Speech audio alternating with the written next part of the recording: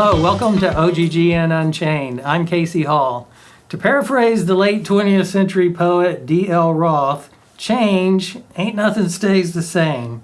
Today's change is I'm the new host of the show. What hasn't changed is our sponsor, Verizon. They make the show possible. Thank you, Verizon.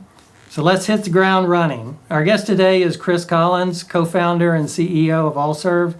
ALLSERV is Houston-based. They help companies transform MRO inventory from an operational liability into a competitive advantage. They've been in business over 10 years.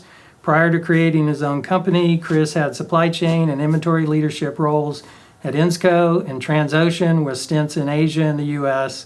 So he's been around the block. So thank you, Chris, for coming on the show. Your co-founder's name is also Chris, so basically people who want to work for you, do they all need to say their name is Chris? Unfortunately, I think as our first 4 employees were named Chris, so that is the one thing we discriminate against is Chris's. Okay. It got too confusing, so we're just CC and CK. So if somebody's named Chris, then they need to come in and say, they're going to change their name. My nickname is Chuck or something. And we have a guy that leads our consulting group named Eric. We have a customer where there's a Chris on the call and an Eric on the call, which is very close to Eric. Yeah. So it's 3 Chris's and 2 Erics on the call, which is very confusing. Okay. So I've worked in the IT petrochemical industry, and in my consulting career, I've dealt with a lot of companies that are in different, they have different reasons they're managing inventory, whether it's distribution or MRO in a totally other industry. And in general, at least in my experience, I haven't really seen any companies that I considered great at managing inventory. And so at the same time, because my consulting is a little broader, I see all these other problems that they have in their company. You know, it could be accounting problems, HR problems, sales problems. So I see all these problems, and so part of the challenge that a company would have is I've got enough problems here. What makes inventory the problem, one of the problems I should work on?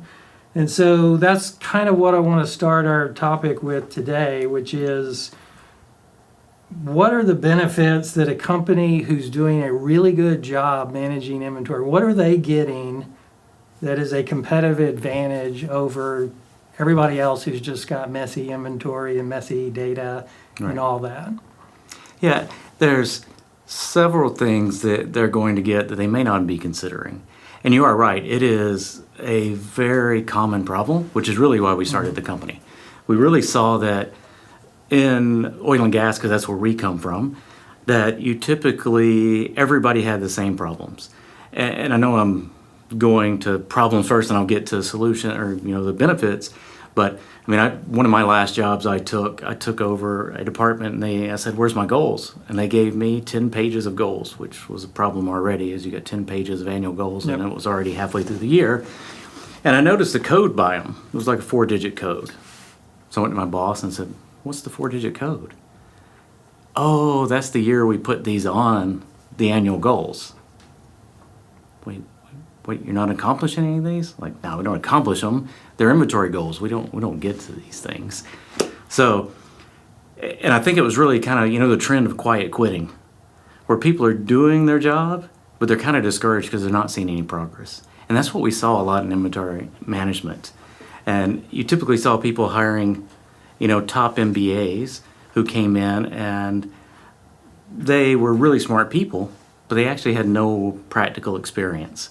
And a lot of times no technical and technological experience either. And the benefits that we saw from actually bringing together the subject matter experts with technology experts can make a tremendous difference. And it is a competitive advantage for most companies, and everyone has it. So once you make a little step up, you're already moving ahead of your competitors. I mean, I read a study this week that up to 22% of a technician's time is spent searching for parts. That's either physically or in the system. So it's either the warehouse isn't in good condition, so the inventory is all over the place. You have a lack of transactional discipline in your warehouses, or that your data is so poor in your systems that people just can't find it. And a lot of these people are retiring now, but a lot of your technicians are older. and they maybe aren't that savvy on using the ERP system. So they physically want to go to a warehouse and actually put their hands on an item. In an MRO warehouse, you typically are storing items by the piece of equipment it's used on, not the commodity. So they want to go in and actually physically touch the items. When those items aren't in the right place, it's not accurate, no one trusts the system, you're adding so much time. A CEO that we're consulting for right now just told me a couple weeks ago that his head of his technical department is trying to get him to hire additional technical staff at their facilities because they spend so much non-wrench time. And then we went and did an assessment and we realized their data quality is very poor. I mean, I think on one facility they had 70 valves in their master data with just the word valve, no other descriptions. Then we went and we had our assessors go out and assess their warehouses, and we found inventory inaccuracies above 20%. So 20% of everything that's supposed to be there is not there. So let me jump in then, because the study and this experience you've had with this CEO, so it wasn't so much that the payback was something the inventory management people would see. This payback would be, I'm looking at my technician utilization and how much work they're getting done and all of that, and that's where it would show up in some measurements. Is that correct? Yeah, on that one payback, you're right. Yeah, that one. Yeah. That really is going to allow you to have, efficiency in your labor force, but also it's going to allow them to actually spend less non-wrench time and more time actually keeping your equipment up and running and keeping you not on downtime. Then you move, and it kind of goes across the departments. You go to purchasing department, for example. You got purchasing, imagine being a buyer. I don't know, I was a buyer, a long time ago. Unfortunately, a really long time ago. But when I was a buyer, you get a requisition in from a facility. I worked in drilling, so it was from a drilling rig. I get a description. It's 1 2-word description, an OEM, and a part number. Where can I source that? With the data I have, I can only source it with the OEM. So I'm very limited on what I can do. Then you take that same information, and now that's passed to your sourcing, your category management group. You want them to go out and negotiate prices. And this is where I really think that most of these companies, they're spending so much time on purchasing and sourcing. Very important. I'm not saying don't do those things. But if we can move that up front and spend more time on inventory management, you need to buy less of these things. If you can buy the right amount of things, you can actually spend more time. If you enrich the master data, now you can actually source the items. I mean, you take that valve example. So one thing that you hear a lot is people are doing, I know you've done a lot around ERP projects. ERP projects is typically one time people say they want to clean their master data. And then typically a year later, everybody's saying that really was no benefit in cleaning their master data. I read a study, who was it from? But it was 77% of companies, whether they do it internal or external, are not happy with their master data cleanse projects. That's low. And it could be. I'm just kidding. It's definitely, even if it's half. And the real reason is I think there's a distinction between cleansing and enriching. Cleansing is taking what you have, and this isn't even what Verison does as a main function, but like the Verison tool. I know they're a sponsor of the podcast, and what that tool does is it uses natural language. So it can tell you if something's 1/4 inch, that's 1/4 inch, or 0.25 quotation, that means the same thing. If it's AC, ACU, HVAC, that's the same thing. Yep. So that part is cleansing, right? That's more of a cleansing. Where enriching is an additive process.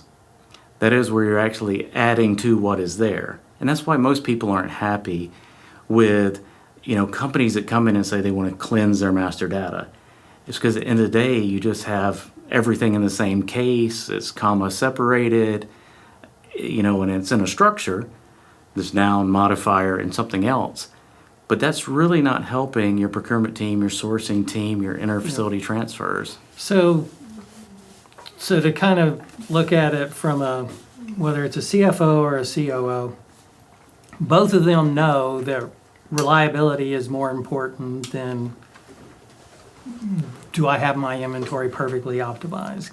Because an hour down at a plant is tons of money versus, okay, I bought some extra stuff and I'm going to use it later. It's sitting on the shelf. There's just no comparison. So they get it. The COO gets it. The CFO gets it. But you still got you've got all this inventory. And so somebody who does say, look, I want to do something about it, but they've got to put together a case. And so some of it would be, okay, I can buy a little less, but some people might not find that compelling compared to other things. Now, this labor utilization sounds pretty compelling to me, because one, I think you could see that sooner, that, okay, because inventory purchasing, and you may disagree with me, I would think it takes a little time before you see, okay, my cost curve is really changing. But if my labor utilization changes, you should see that relatively quickly. And by that, it could be months, something like that, at least listening to what these studies you describe. So you've got the in the field labor benefit that you could put a case together. You've got this. I mean, what other areas where there's benefits that somebody could chase if they really do enrich the data? So one side in optimizing isn't just reducing. So optimizing is really getting the risk and the investment in line. So criticality is a big one. So in an MRO environment, criticality is how you're mitigating risk. It's really, availability of parts when the equipment's down, which is what, tools like Verisign can really help you with, is dialing in and reducing the risk. Most companies right now, we go to companies all the time and assess their data, analyze all their data, and you'll see the same, just take a drilling company because it's the easy example. You'll see 6 drill ships, same region of the world, same equipment, criticality settings on the same item, all over the place. It'll be critical on 1, not critical on 5. And they usually make it a binary decision, critical yes, no, not actually nuanced, and setting a customer service factor or service level agreement on those items. It can make a huge difference. Then you got carrying cost. Carrying cost can be huge, and it's kind of hidden so you don't really think about it. But carrying cost in inventory is typically considered about 25%, which is made up of 2 elements. It's kind of 10% for management. That's the cost to issue the PO, receive it, ship it, put it away, pick it when you need it, to issue. And then the money that it takes to buy the item, to finance it. So the weighted average cost of capital. If you put those 2 together, and you're talking about 25% that's compounded annually. When you take a company that's got $500 million, $1 billion inventory, that adds up pretty quickly. And that's one thing that I don't think people think about too much. I think people in your finance classes in college, you actually learned about it and you thought about it. But your point earlier is one of the issues is there's such a disparity in the price of an item versus the downtime. Right. So people say, oh, wait, that item costs $5,000, but downtime, is $20,000 an hour. So don't even look at it. I agree, $5,000 and $20,000 there's a big disparity there. It doesn't mean you shouldn't look at it. We actually see a lot of times when we start doing these analysis that a lot of companies they think if some is good, more is better. So if in the last 2 years, they've used 2 of the items and they have 6 on the shelf, 8 on the shelf, 10 on the shelf, that didn't reduce risk, it just increased cost. So you'll see people say, critical items, don't even look at those.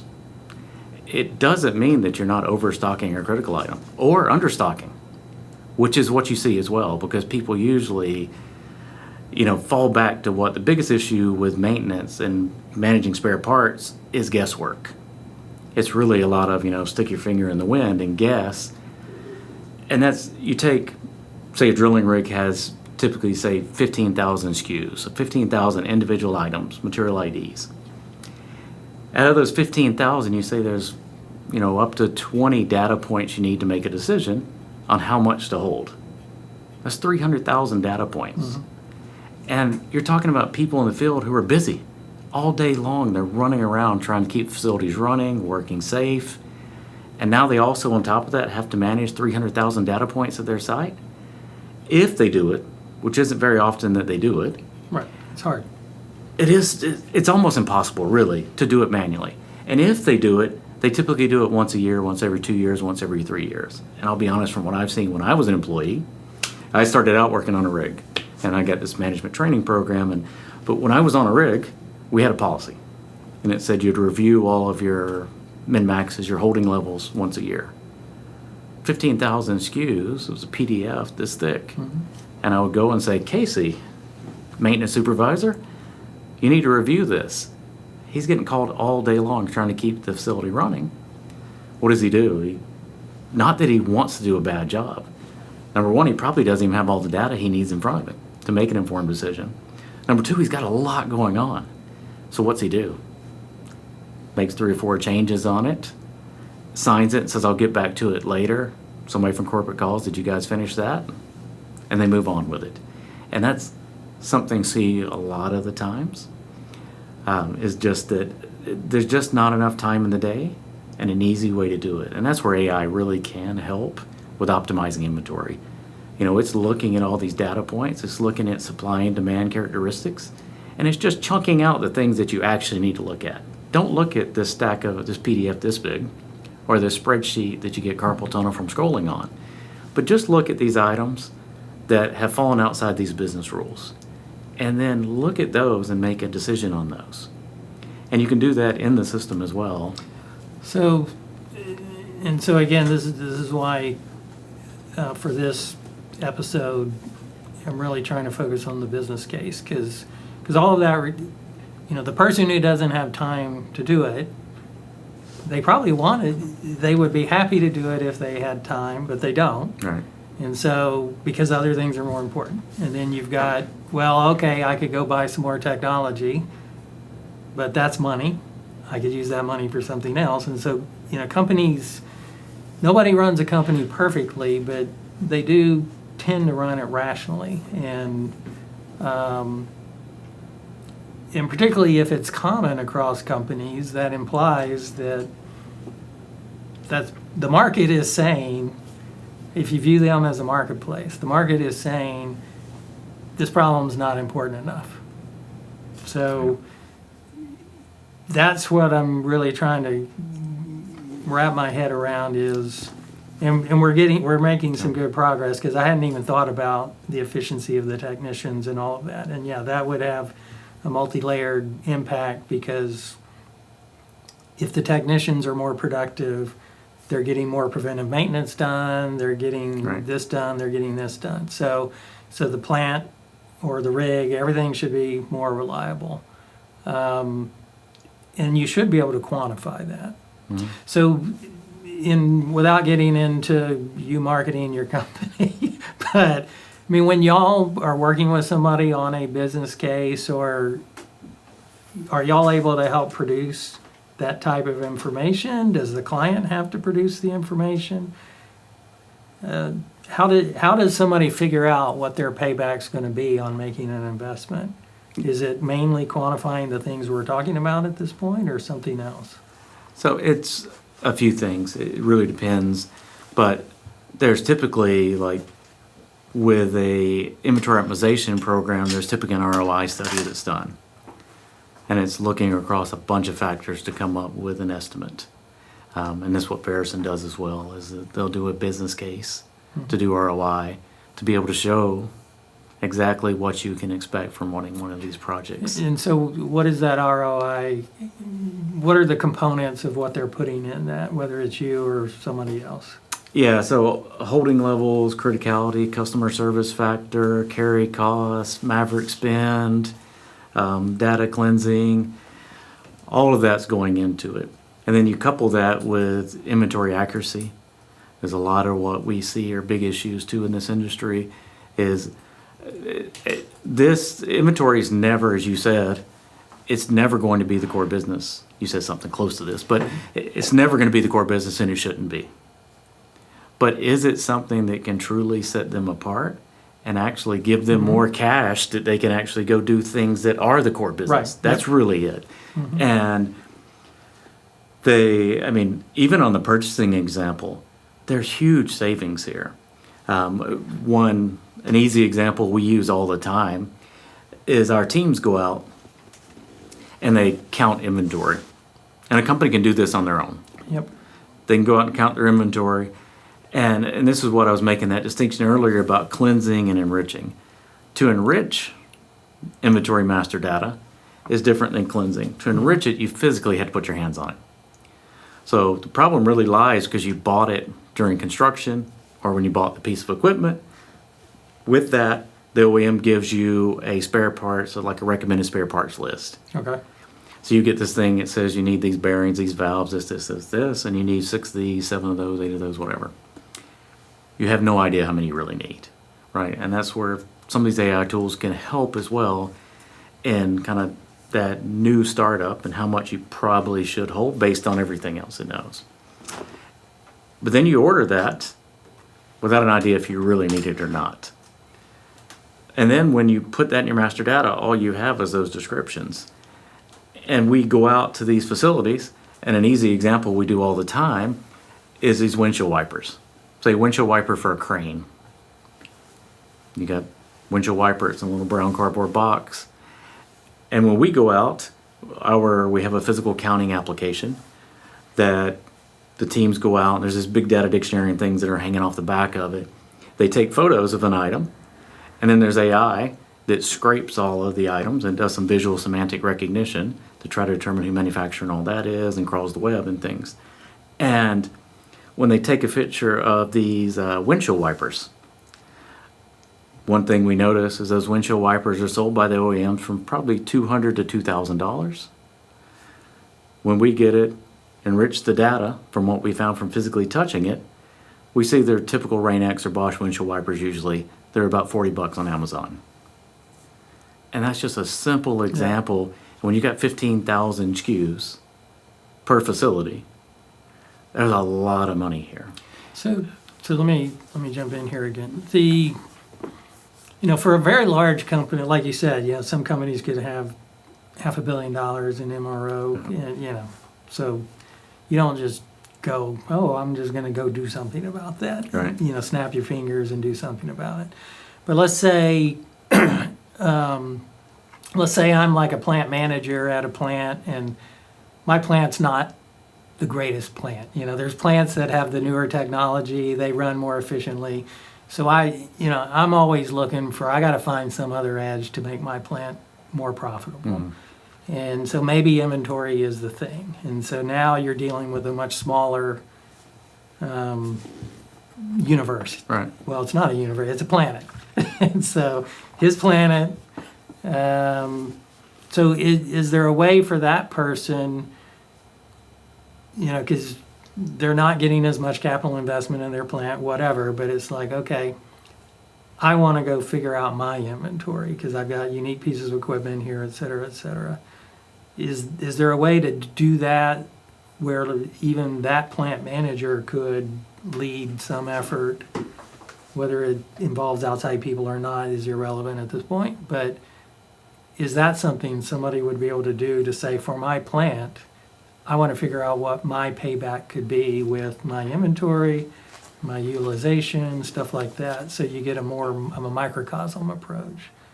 Yeah, so there's some quick things you can do right away. Okay. That you don't need a third party for. You can hire a third party, we'd love to help you, but you don't need it. Some of these things you can do on your own.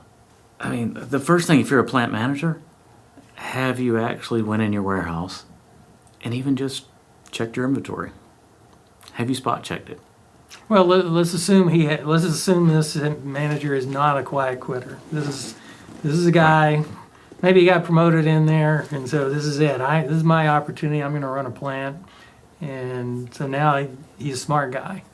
So I want to get beyond kind of the obvious is where I'm trying to go. Put pressure on you here. Well, I wish it was getting beyond the obvious, but I can tell you we go to company after company and they say, okay, I have a inventory issue. Okay.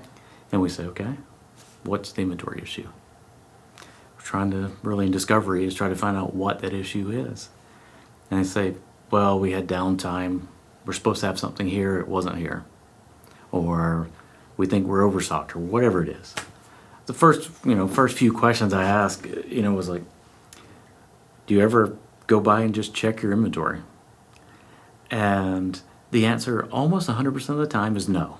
But what if I say yes? Okay, I do. well then let's move past that. Okay. The next thing I'd say is who is responsible for the inventory at your company? Who owns it? The answer I typically get is this. Okay, so when they say that, why are they?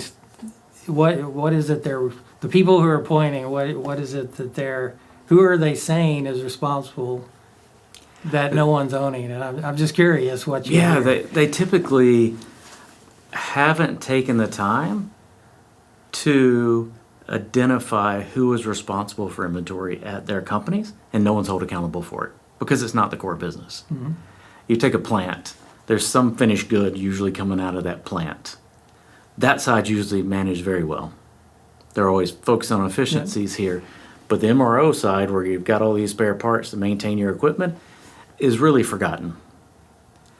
And we find there's typically a lack of accountability. No one's really responsible for it. There's usually no training. And I mean, ERP, for example, you've got a lot of experience here. We typically do a decent job of training people how to perform a function in the system, but not actually how to manage inventory. Oh yeah. Customer Yeah. service levels, Correct. Yep. theory, none of this is done. We say, okay, get an SAP, get an IFS, wherever, Acumatica, and this is how you issue an item. This is how you return to stock. But going above that and how to actually manage, and most of the people that are running the warehouses, good, hardworking people, but a lot of them they were a mechanic and they didn't want to be a mechanic anymore. They were something, when they move into that position, they didn't come up through some formal training program in managing inventory. Those are first things. Then I'd start doing some analysis. And it really depends who you have and what your skills are. But you can run some quick analysis for overstock. I mean, pretty simple.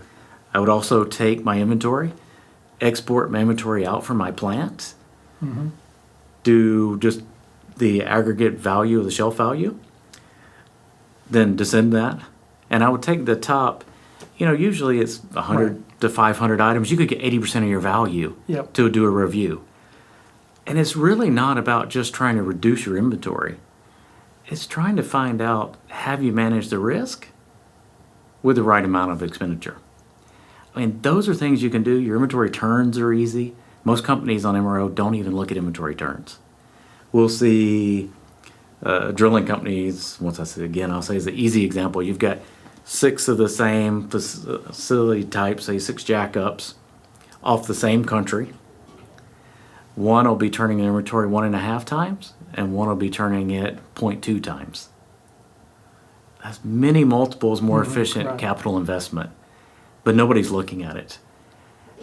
And you typically, like my example earlier where these inventory goals, they had a age on them that was old enough to be a really good bourbon, and no one had addressed them. They just keep putting pot on here and put on here and put on here. And so the CFO, COO has heard this year after year, is that, we're going to make some improvements. The other issue, if I was the plant manager, I would do is realize first that inventory management is a team sport. Typically what we do is we say, supply chain, go address this. Supply chain is fulfilling a requirement, that demand. Maintenance and reliability is the driver of that demand for their assets. But you got to get those two together. One is helping when you're doing your inventory settings, if you're doing this manually. One has got the demand characteristics, the demand information. The other one's got supply. They're dealing with the suppliers. They're finding out what the information is. I would be bringing those teams together, and we would be reviewing those items. You can easily do this, chunk it out once a day, once a week, review 10 items. Put it up on the spreadsheet. Have your 20 data points. Already have what you're thinking. and then sit down with them. Once you start making, it's like most things in life, once you start seeing some improvements, then it's easier to get people on board. They've heard this year after year that we're going to improve inventory management, and then a lot of times they just don't really see a lot of changes. But if you can start getting some little wins under your belt, it can change a lot of things.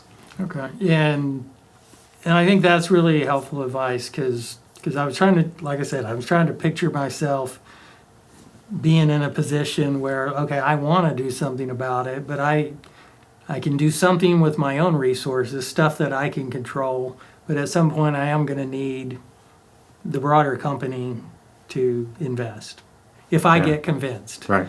And so I've got to be able to make a case to the CFO, COO, some general manager, whoever it is in the chain, I've got to make a case.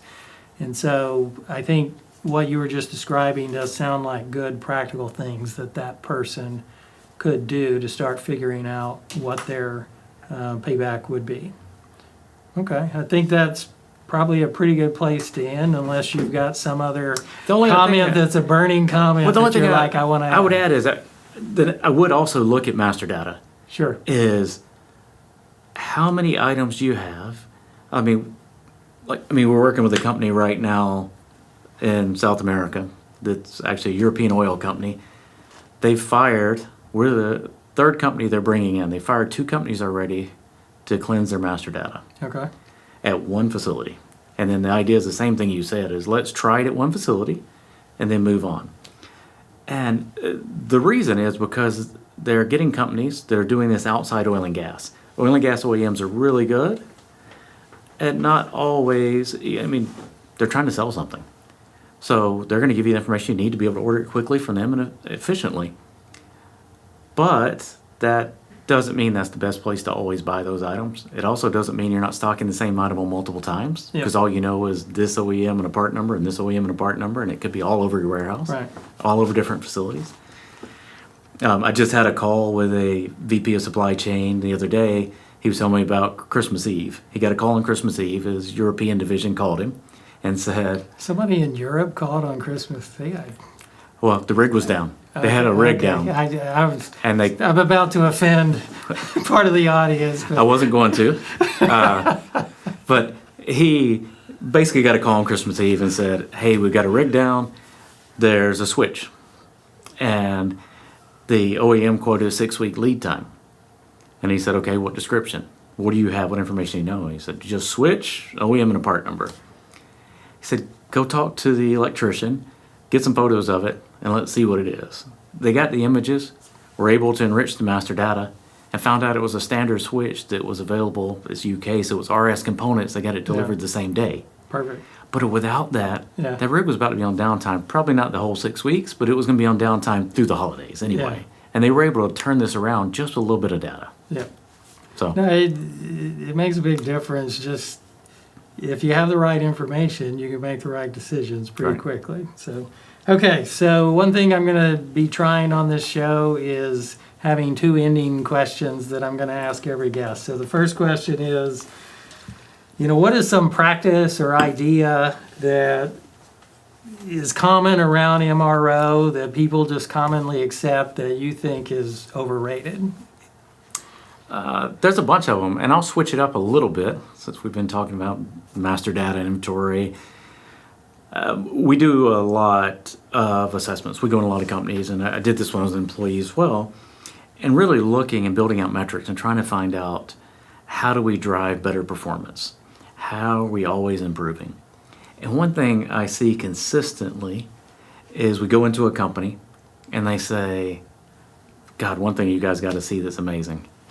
Our time from requisition to PO is 7 seconds. It's really not that, but it's short.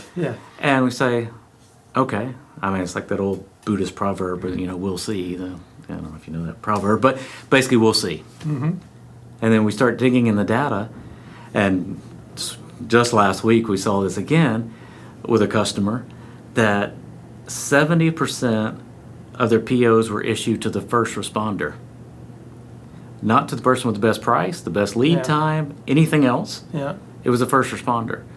And the reason is the one metric for their buyers, the main metric, was kind of throughput. It was how fast they get things off their workbench. Important metric. You don't want your facilities just waiting on this buyer to not get things done. Right. But really focusing on what you measure is so important. And a lot of times we see that, and they've been telling management, hey, look at us, we're actually doing this so quickly. It is important, it's great to do that, but it was driving a really bad behavior that was costing a lot of money. Because then we follow that up typically with a purchasing disparity study. Yeah. So we'll look at the same item and see where it was purchased at. And you'll see little dots all over the place on the map. So they purchased $1,000 this week and $7,000 next week and $4,000 the following week, because they're measuring really what's not the most important thing. Yeah. Okay, cool.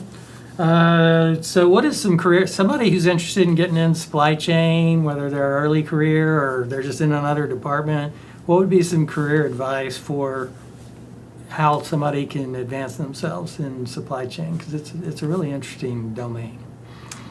It is. I've definitely enjoyed my quite a few years in it now. And obviously the easy answer is AI, right? That's the easy thing to say. But really right now, I think for younger people coming in, that's kind of table stakes. If you want to advance, you're going to have to know how to use these tools. But if you can couple that with some time on the shop floor, some time in the warehouses, some time around the equipment, a time in operations, you're going to be able to come in and help build things, automate things that are going to truly have an ROI, instead of dreaming things up that really maybe you're half-baked. That's one. And saying yes is a big one. I've seen a lot of people, younger people now, that they don't always seem to want to say yes. In my career, I was saying yes to an opportunity. An opportunity. Okay, yeah. So, and shipping, doing things. I took opportunities. Somebody said, hey, we need somebody to go to Egypt. I went to Egypt. I went and learned. I put my feet on the ground. I went to rigs. I went to facilities. I went to refineries. I went everywhere I could to learn what I could. And that is so important. And there's opportunities that you may not get again. That's a big one to me, is really saying yes and getting involved.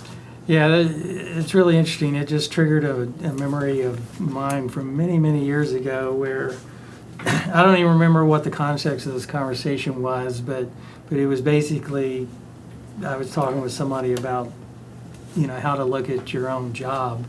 And what I ended up saying was, if they put me in charge of the mail room, I will find a way to make the mail room strategic to this company. Yeah. And it was like, there's almost no job in a company that if you put your mind to it is not really interesting. Almost every job you turn over a rock, there's a whole bunch of problems and opportunities underneath it. So yeah, that's really good. Well, thank you for being on the show. No, thank you, and thank Barrison for really interesting. sponsoring. I learned some things, which is always what I want to do on these shows. It makes it fun for me to do the show. Thank you to Verizon for sponsoring the show. Check out the show notes. We'll put some stuff in there about Chris. We'll put some stuff in there about Verizon. Please provide feedback on the show. If there's topics that you want us to talk about, we want to hear that. If you have guests that you're like, hey, I think this person would be a great guest to come on here.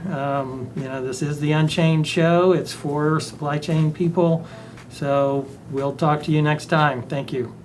Thanks for listening to OGGN, the world's largest and most listened to podcast network for the oil and energy industry. If you like this show, leave us a review and then go to OGGN.com to learn about all our other shows. And don't forget to sign up for our weekly newsletter. This show has been a production of the Oil and Gas Global Network.